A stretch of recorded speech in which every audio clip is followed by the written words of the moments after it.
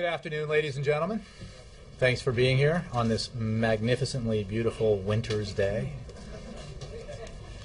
I'm just sorry we're not in the Rose Garden. That would be maybe in the spring. Gibbs did it once. He caught. It's pretty windy. Did he take grief for it? Did you guys give him grief? No, we didn't. We did. You can't Barely. Okay. And hence we're here today, inside, kind of musty briefing room. Be that as it may, let me, before I take your questions, give you a readout of President Obama's video conference earlier today with President Karzai. Earlier today, the President held a video conference with President Karzai of Afghanistan as part of their regular consultations. President Karzai updated the President on the security situation in Afghanistan, which has calmed since the events of recent weeks. The two presidents discussed a range of issues of mutual interest, including U.S.-Afghan strategic partnership negotiations, Afghan-led reconciliation, and regional matters. The leaders noted progress toward concluding a strategic partnership that reinforces Afghan sovereignty while addressing the practical requirements of transition. President Karzai updated the President on developments toward Afghan-led reconciliation talks. Finally, the President and President Karzai agreed that it is in both our interests to continue a partnership that is based on mutual respect, and they agreed to stay in close touch in the lead-up to the NATO summit in Chicago.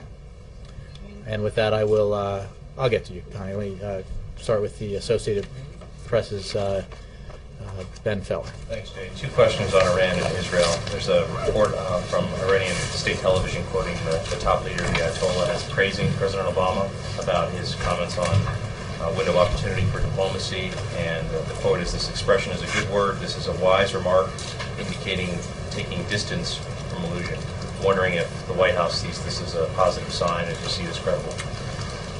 Ben, as you know, the President's policy toward Iran is focused in a very clear-eyed way on Iranian behavior, certainly not on rhetoric of any kind.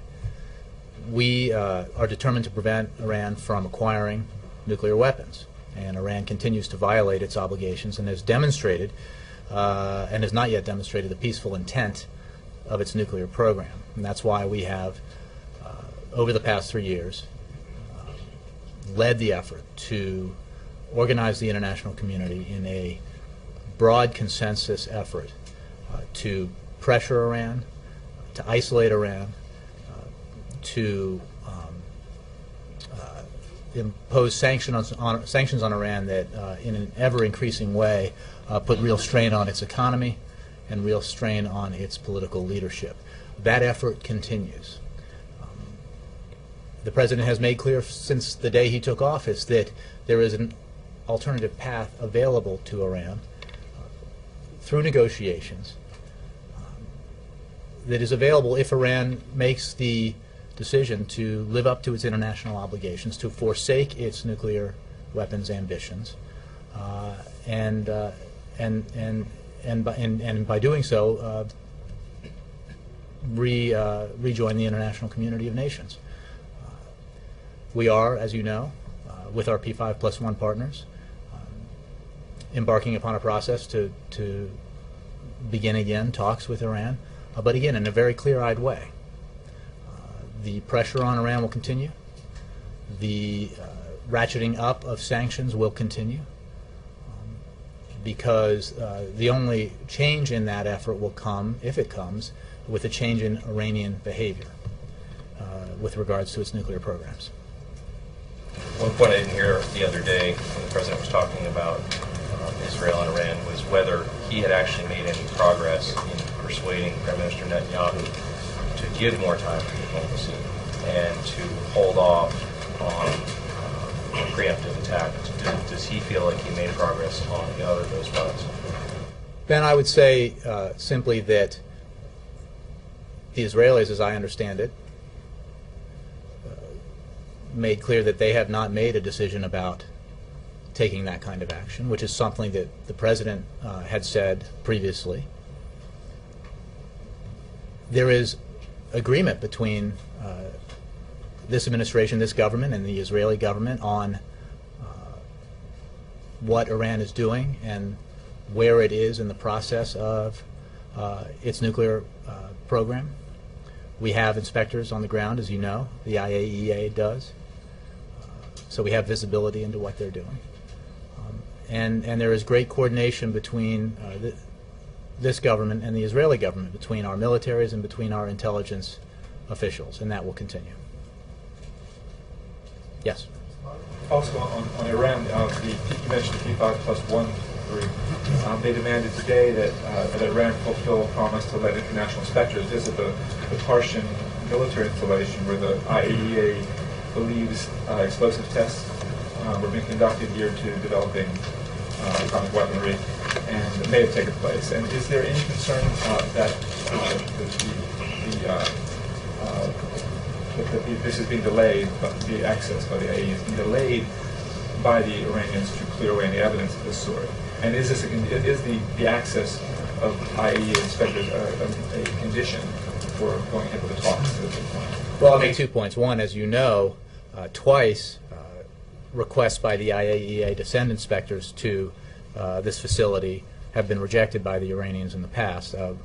Most recent, I think, once fairly recently. And the reason why the inspectors want to visit that facility is because we do, or the IAEA does suspect the kind of activity that you discussed. As for the reports that you mentioned about activity at the facility, I don't have any comment on intelligence matters.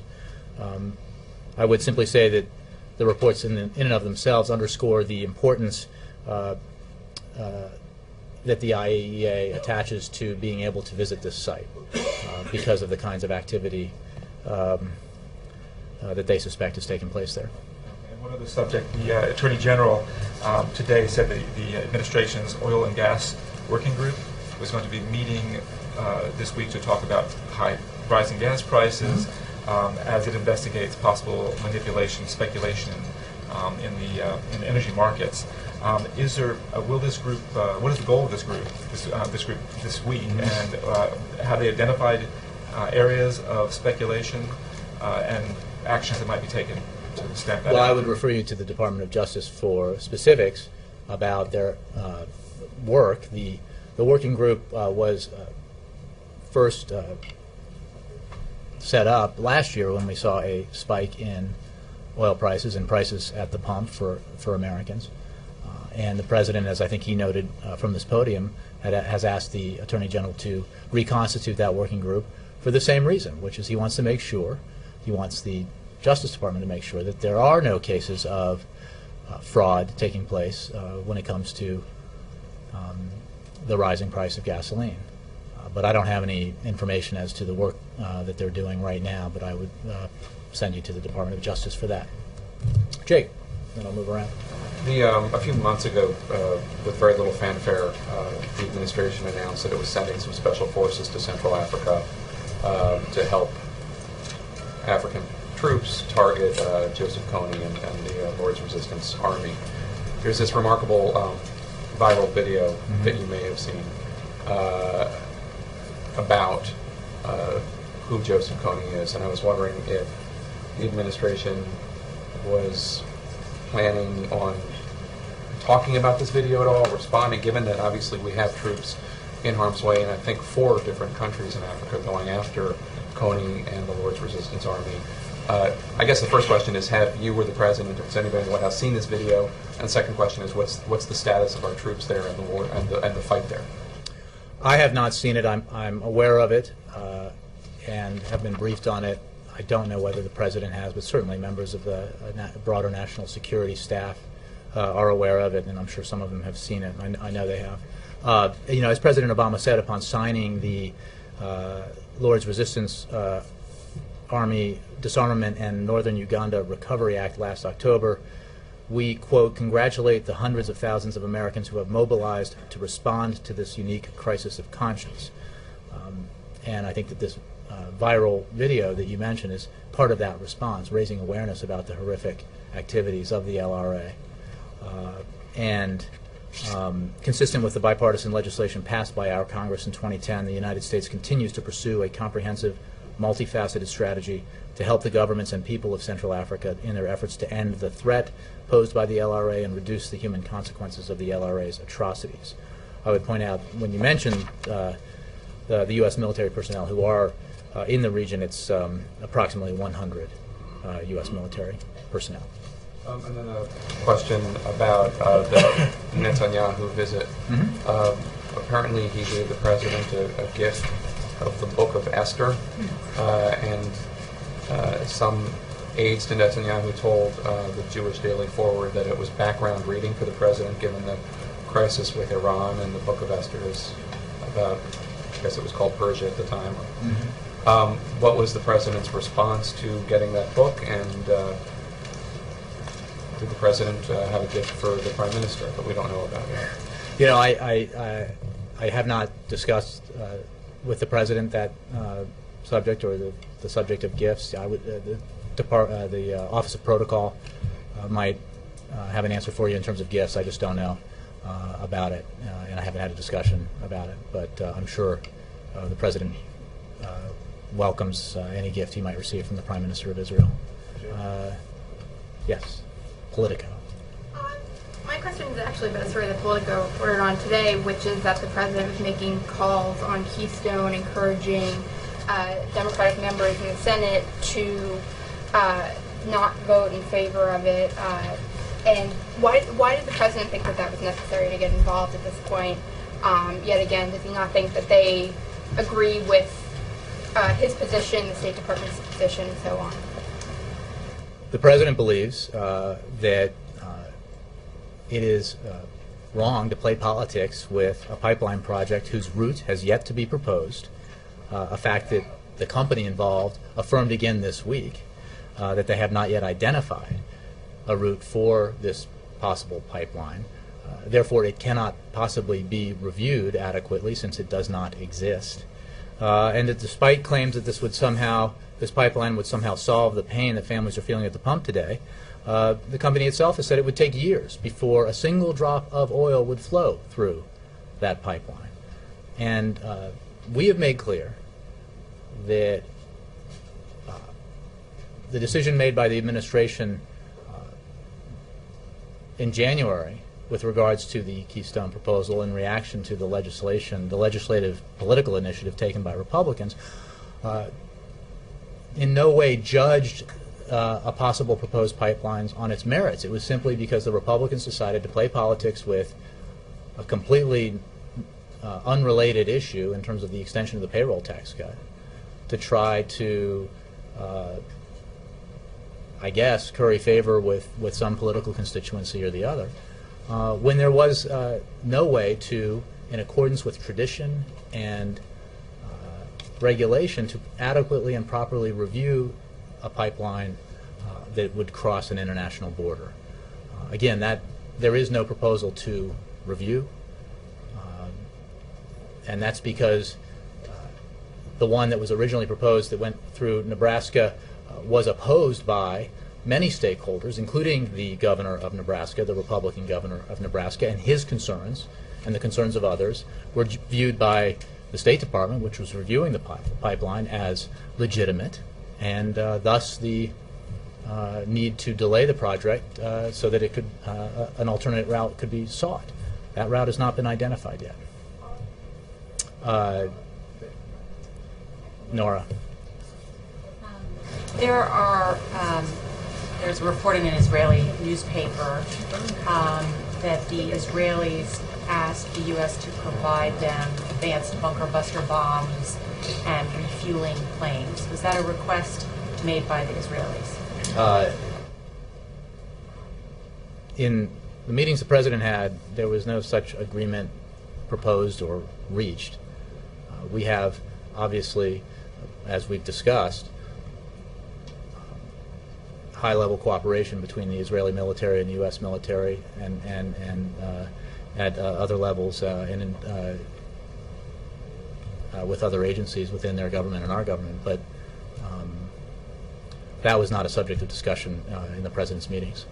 There was no request by the Israelis for this advanced military equipment? Correct. I mean, in terms of the president's meetings, that's my understanding. And So there's no... So it's possible that there's a report out there in a news outlet that might not be accurate. So the U.S. is not providing its massive ordnance penetrator to the Israelis? I am simply saying that it is my understanding that there was no such agreement discussed or reached in the meetings the President had. We have a lot of cooperation with the Israeli military. We have provided material to the Israeli military in the past, and I'm sure we will continue to do that as part of our cooperation with and partnership with the Israeli military. But The President himself has said there's never been closer military-to-military ties or intelligence ties between the U.S. Yes, he has. and Israel. And Israel has expressed publicly that they're concerned about the window closing, certainly given their technology. Why not provide them that technology? well, again, I don't have anything more to tell you about that except what I did, which is it was not discussed, no such agreement was discussed or reached in the meetings the President had. And just finally, because they did meet for almost 3 hours, 90 minutes together, 30 minutes alone. What did they talk about then? Did the Israelis make any requests? Well, I think that your noting of the amount of time the President spent in his meetings with his one-on-one with the Prime Minister and then the broader bilateral meeting, I think appropriately highlights the fact that President Obama has had extraordinary amounts of contact with his Israeli counterpart. In fact, I think he has met with Prime Minister Netanyahu more than any other foreign leader.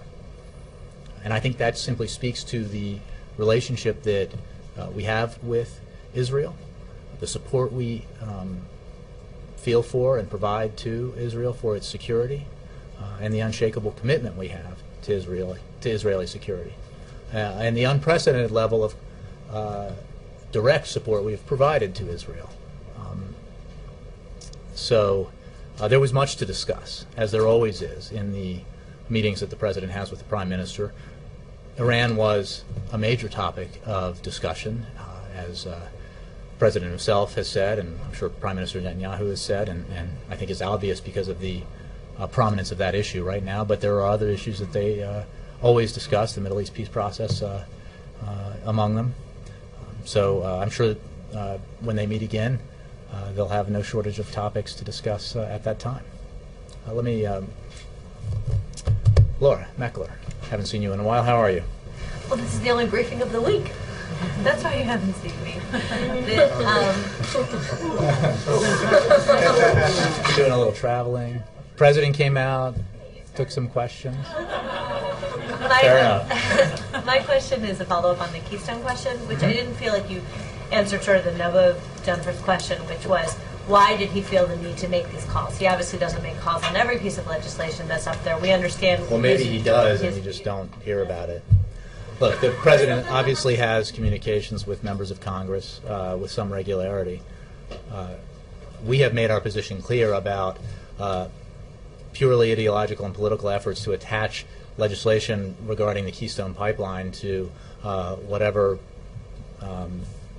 some members of Congress fancy at the time, right? So it is not, it is a piece of false advertising to suggest that somehow passing legislation and having it made law that Keystone ought to be approved is somehow A, going to have any impact on the price of gas at the pump, which is very high and which Americans are having to endure right now, or B, is responsible policy in any way when there isn't even a proposed route for that pipeline to travel. So does he believe that there's some risk that the Senate Democrats do not understand those points? I think that we have made these points very clear. We will continue to make these points very clear, and we certainly expect that the Congress will, or at least we hope that the Congress will act in an appropriate fashion and not waste its time with ineffectual sham legislation that has no impact on the price of gas and is irresponsible because it, as we've said before, tries to legislate the approval of a pipeline for which there is not even a route. And so we'll keep making that point in telephone calls from the podium, maybe fly a Cessna overhead with a banner, something like that. And how many senators did he call? I don't have specifics for you on the phone calls the president may have made. May have made? He did. Yeah, he made some calls. Sure. I'll confirm that. Yes, Margaret. I was going to ask you who had called. Can you give us some? I don't have I don't have any names to give you. Would you have any names to give us later if we followed up with you? No, Or you made not necessarily. calls? I mean, the president makes a lot of phone calls. This one, happened to be the fact that he made some calls, happened to make it into a press report, and I'm confirming that he did. But I'm not going to get into individual names or length of conversation. Can you tell us whether other administration officials also had made calls? In other words, did Joe Biden make calls? Who else in the administration? I don't have any readouts of phone calls to give you beyond what I just said. The Virginia trip as well. Can you just sort of put a little meat on the bone? What is the point of that trip? Nature discussions and the Texas part. Is it just a fundraising thing, or does the president think that he's in a posture to win Texas anytime soon? And why does he keep going back? He's done a lot of Texas stuff. Can you Well, I talk didn't. about that? I mean, I would refer you to the campaign for the political component of this. I would say broadly that there are many supporters of the president in the great state of Texas, and he always looks forward to meeting with as many of them as possible. In terms of Virginia, he will be speaking broadly about the economy, about reinforcing the trend towards a growing manufacturing sector in this country, and also reinforcing a trend that's very positive that has seen companies bring jobs back to the United States, the insourcing trend. So those will be the topics. But we'll get more specifics to you later. Ed. Jay, I want to follow up on Nora because you seem to be very specific in saying on the bunker busting bombs they were not discussed in the president's meetings. Prime Minister Netanyahu met with I have no Secretary Panetta. information regarding. Other officials maybe I talked to mean, I would refer you to other officials. This was not a discussion. No agreements of that kind were reached. I don't. Nothing was in the president's meetings. Yeah, I mean that's who I speak for here. So. Okay. Trip in North Carolina yesterday. We've been through this before about official trips, campaign trips. It was an official trip yesterday. He's talking about energy. The Charlotte Observer had a story saying that on Sunday night a teacher got a call. It's a teacher who has been active in Democratic politics. Got a call from Obama for America official saying, "Can you come to the event? The president wants to talk to you there." The question is, obviously, the president can talk to Americans. He can talk to supporters. But if it's OFA that's reaching out to people, and it's an official trip, why is it not the White House staff that's saying, hey, do you want to meet with the president? And if it is OFA doing it, should they be reimbursing the taxpayers? For the meeting with the president? I mean, I haven't seen the report. We're aware of. Yeah, But if OFA is reaching out to people before his official trips and saying, I don't think would be surprising. I'm not aware of this report, but it certainly would not be surprising if the president met with supporters when he travels around the country. After all, he did win substantially more than half the vote in 2008. So I think you can safely assume that when the president travels around the country as president and in his official capacity, that he'll be meeting with supporters when he does, as well as people who aren't supporters. That point he made in his speech yesterday in North Carolina about how much he likes the Tar Heel State, not least because of the hospitality of its people, even those who don't necessarily support him politically.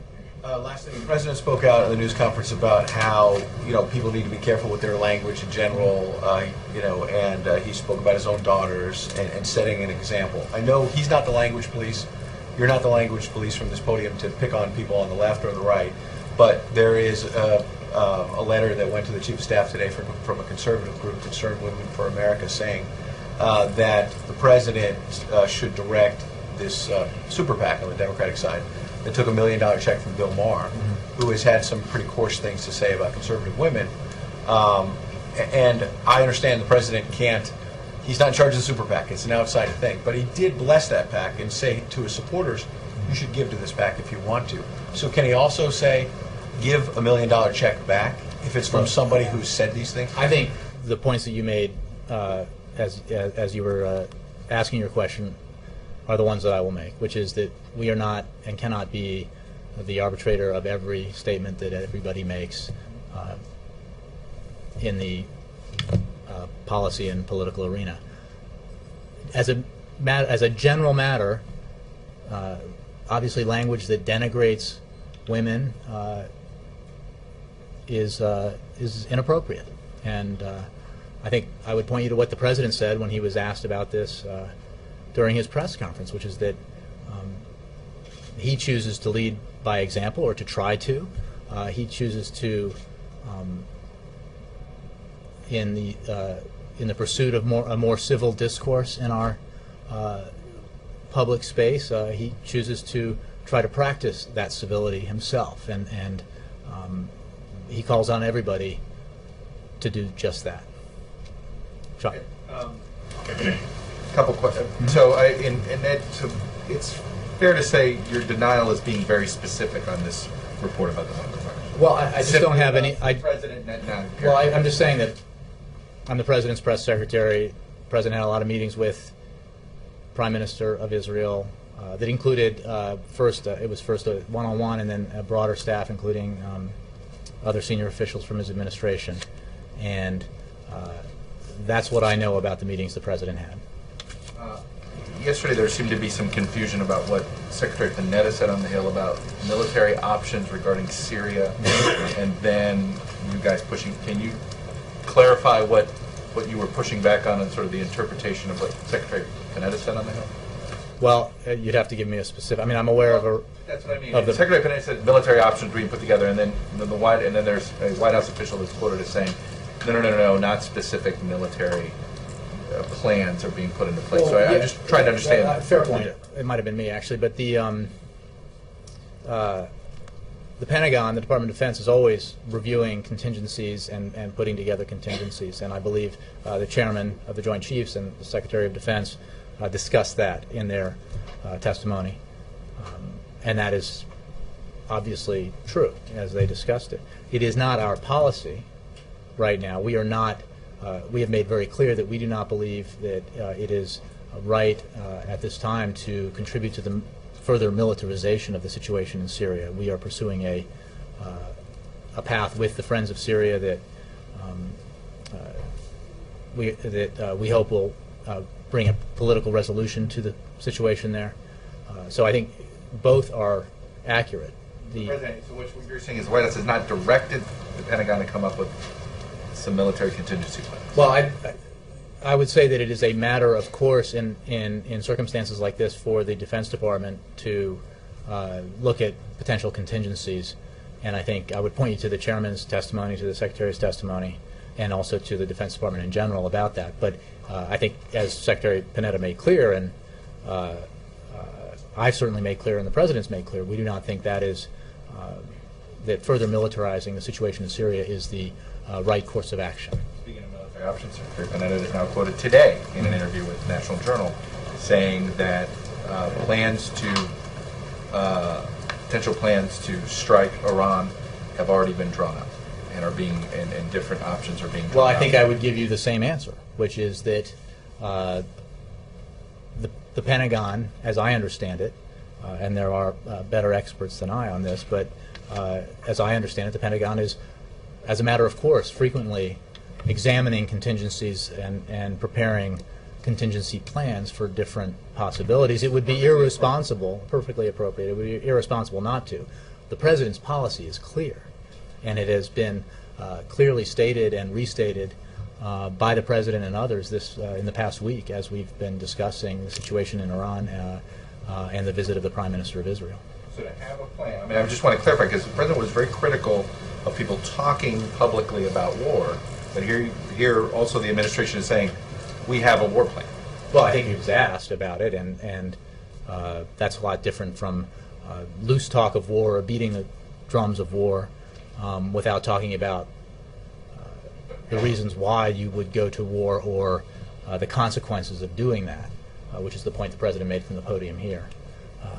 And again, Chuck, I think we've been exceptionally clear about what our policy is, why we believe and we know there is the time and space to pursue to continue to pursue the diplomatic option with regards to Iran as we continue to put pressure on Tehran through sanctions and other measures, because that is the best option if we hope to completely resolve this problem. It's useful if the Iranians know that there are these military public. I think that they now know I would publicly not that- speculate about the kinds of insights that other countries might have, but I would be shocked if it came as a surprise to anyone who pays attention to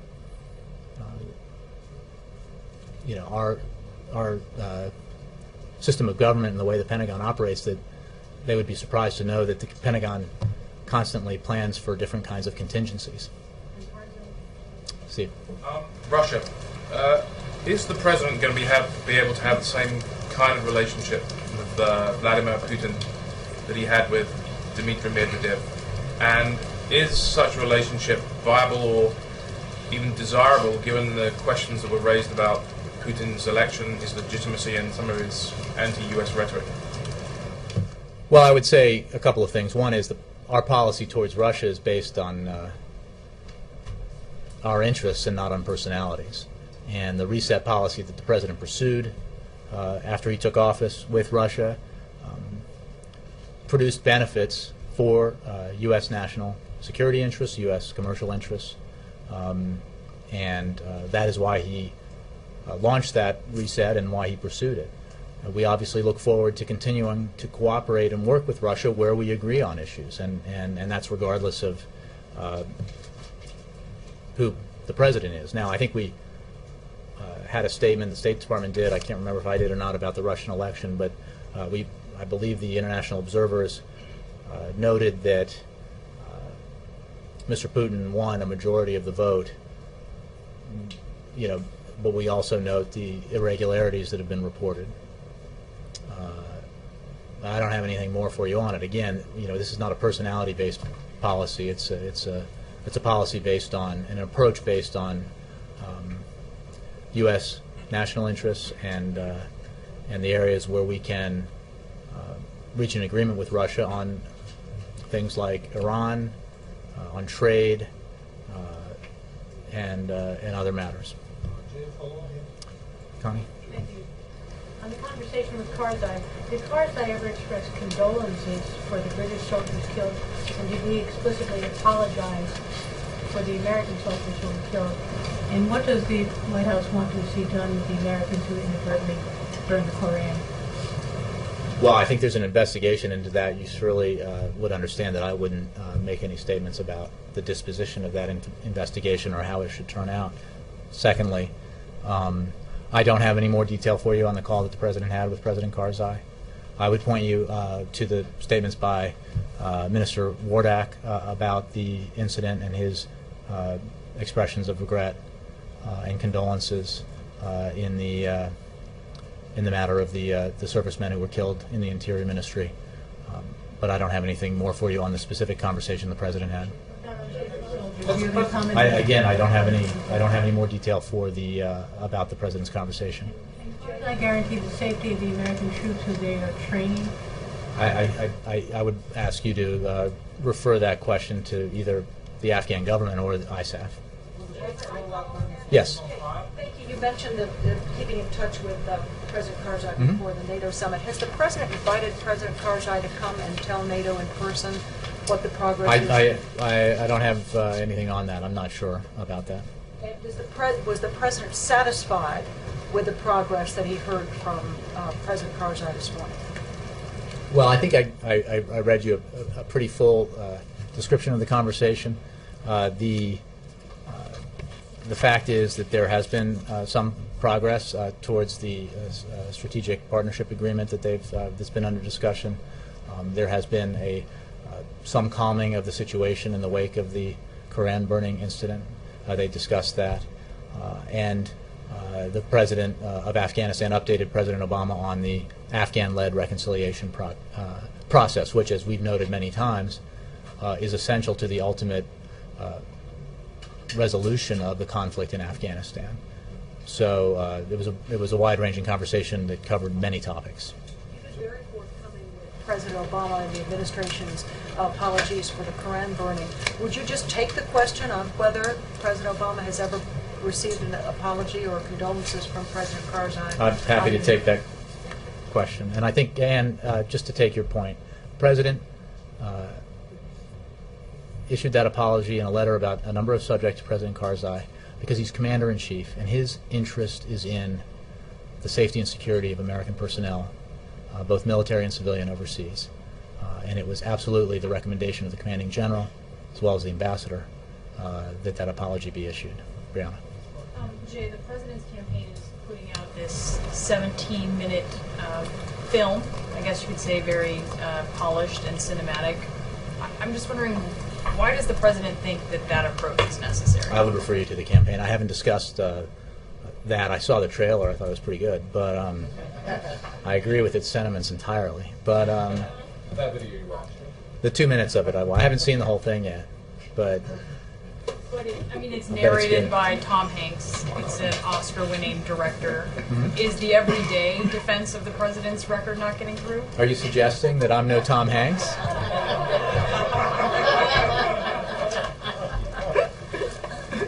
I would refer you to the campaign. I think as a matter of broad principle, as someone in the communications business, as you are, that we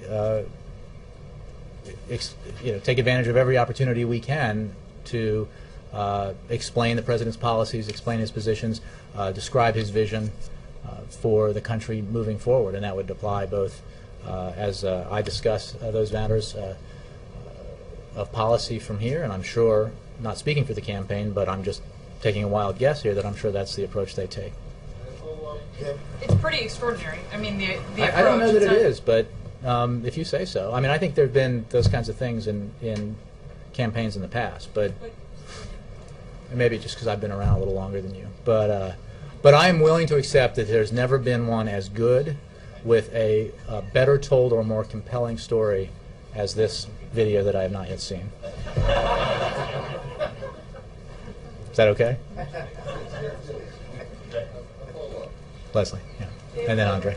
Can you clarify a little bit on the task force? I know you had said that you were... I'm sorry, on the what? On the task force, on the oil prices and speculation task force, because it was my understanding that... I think I might have tapped out on that, but... It was my understanding that it had never really been, it had not been unconstituted. The President, in fact, said the other day that it was reconstituted.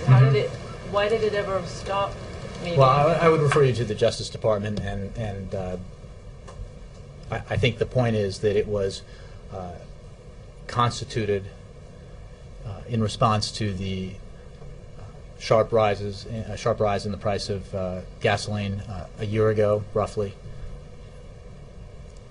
The Justice Department can give you more details about its activity in response to that price surge. What we are seeing now in the last several weeks and months is a new surge in the price of oil for a variety of reasons that have to do with the oil, the global oil market. We are seeing then the concurrent spike in the price of gasoline that Americans pay at the pump, and the President believes that it's important to be sure that there's no fraudulent speculation involved in that, in those spikes in the price. Should it have anything to show, given that it hasn't until now?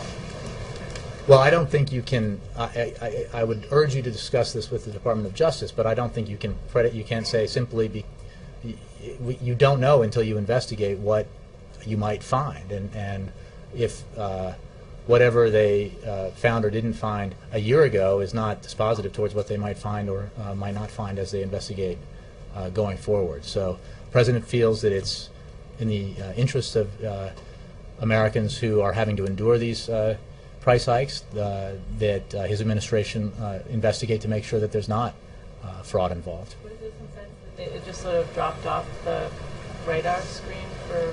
Well, I would refer you for their details on their activity to the Justice Department. Oh, Andre, I promise you, yeah. And then Jared. If I'm not mistaken, the President has not reached out yet personally to President-elect Putin. Does he intend to do so? If not, is this sort of a signal? Should we read it as a signal? I don't believe they have spoken yet. I'm confident they will speak. I would not read anything into it beyond the busy schedules of two. Congratulating the way you do for other leaders that get elected. Can you speak? I think there was something from state. Yeah, Nothing from there may have been. Let me check on that. there has been. I think I had at one point in the I paraphrased a statement that I had from a previous briefing. I can't remember if I delivered it or not, but. Right, but when the state was making that statement, I was there at the briefing. They said that when the results of the elections are certified, there will be a different statement with names, with proper congratulations, coming from higher up. You are the higher up. So when is I'm that not sure coming about that, from? but the I would since you're referring to a State Department briefing, I would refer you back to them on that. I will certainly report out to you any conversation the president has with the new president of Russia when it happens. Chris. Thanks, Jay. Democrats in support of same-sex marriage are speaking more loudly on the issue.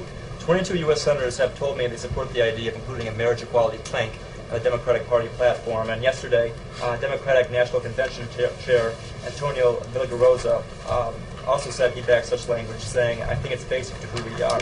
By being in a state of evolution now on this issue for nearly 17 months, is the president deferring leadership of his own party? No, Chris. I can tell you that he is not engaged in the very early stages of what I understand to be the platform development, and I would refer you simply to discussions that the folks you mentioned are having. But the president's position hasn't changed. I certainly have no new announcement to make on it. But I mean, in the state of evolution, I mean, the president is missing an opportunity to lead, not just for the Democratic Party, but for the country as a whole. So I appreciate the question. I just don't have anything new to report to you on it. Just to follow up on that, can you identify what is obstructing the president from completing his evolution on this issue? There's some sort of fear of political backlash during an election year. You mentioned something before about this process involving the president's faith. I'm sorry, the last part of your question? Something about this process involving the president's faith? Well, now, look, I would leave it to the president. Perhaps he wasn't asked about this. Maybe the next time he gives a press conference, one of you can ask him about it. It's entirely up to you if you want to be told, which you might be, that he doesn't have any news to make on it. But I really have no update for you. One last question on this. Marriage is going to be on the ballot. It's going to be on the ballot for voters in as many as 5 states this year. At North Carolina, that's going to happen. It's going to come for voters in May. Will the president announce same-sex marriage before it's too late to help start conversations and help gay and lesbian couples who are seeking to get married in these states? That's a circuitous way of asking the same question, and I just don't have any updates for you on the president's position.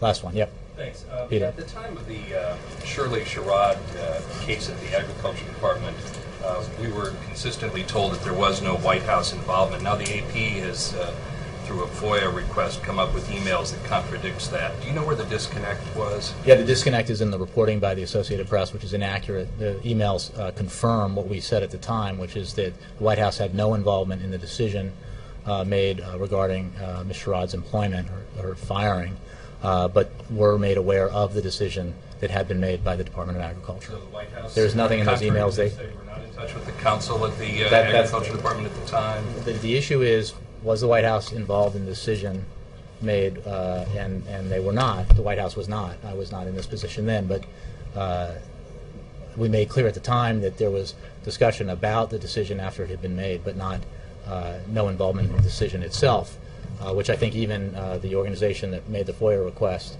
noted in its preamble, if you will. Thanks very much. The news brought to you by